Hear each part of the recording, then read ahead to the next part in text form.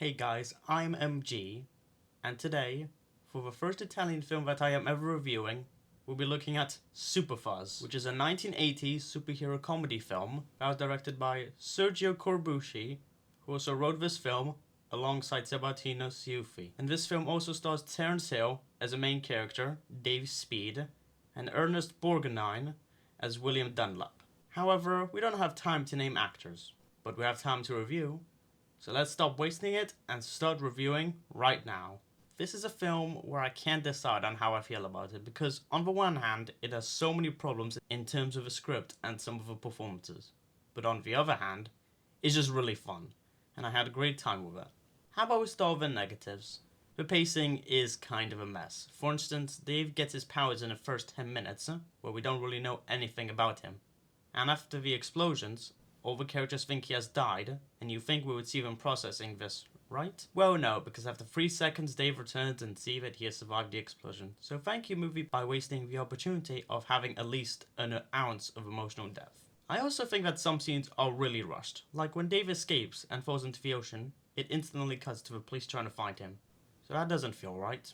Wow movie, you have such great pacing. Okay, what other problems are there? Some shots look really dated, and I honestly thought they used footage from other films, like, look at this, and tell me if they don't see what I mean.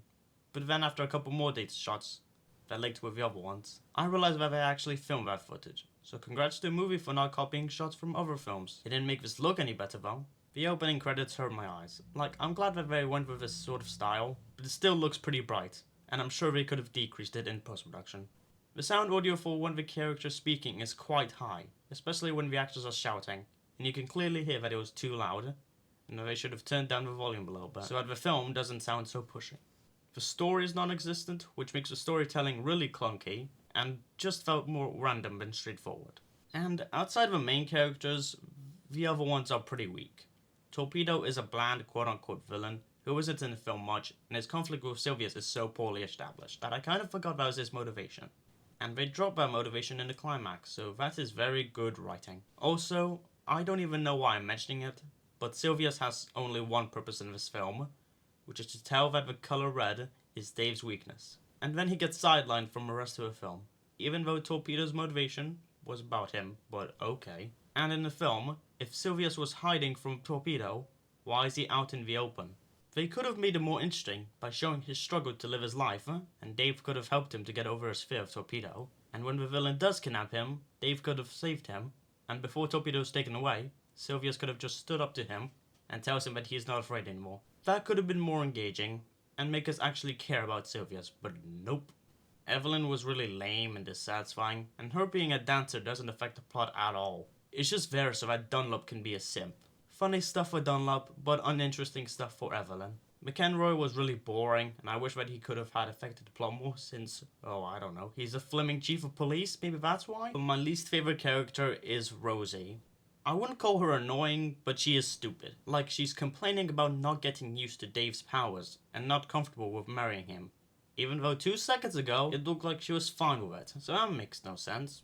And when they actually do get married, we learn that Rosy has dyed her hair red, so that Dave couldn't use his powers, and she didn't think about doing that sooner, even though she knew his weakness before. That didn't give her the idea to dye her hair red sooner. Are you kidding me? And she ends up as a damsel in distress in the climax, like most superhero films. Great.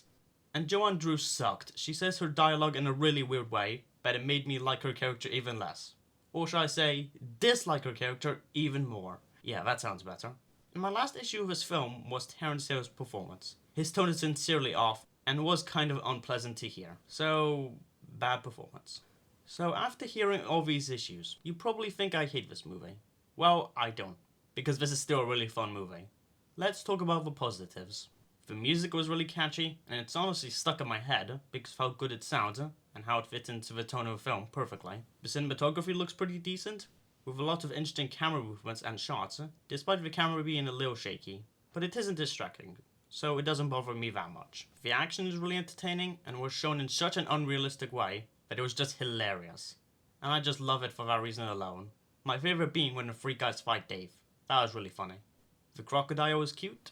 The fish is also cute. And for the performances, outside of Terence and Joan, the cast was pretty good. Mark Lawrence put in a lot of energy in his performance, Julie Gordon has a great tone to her voice, Herb Goldstein wasn't half bad, and Lee Salmon was really natural in his role. Dave Speed was honestly a really enjoyable character, and despite Terence's bad performance, the character was just really goofy, and it was quite amusing and entertaining in the whole film. But my favourite aspect of his entire film is Dunlop. I don't know how, but he was just really funny in this film. Like he's on top of the world, getting mad at Dave about everything, and it is just so satisfying, which is why I love their dynamic and conversations, but it's just a pleasure to hear.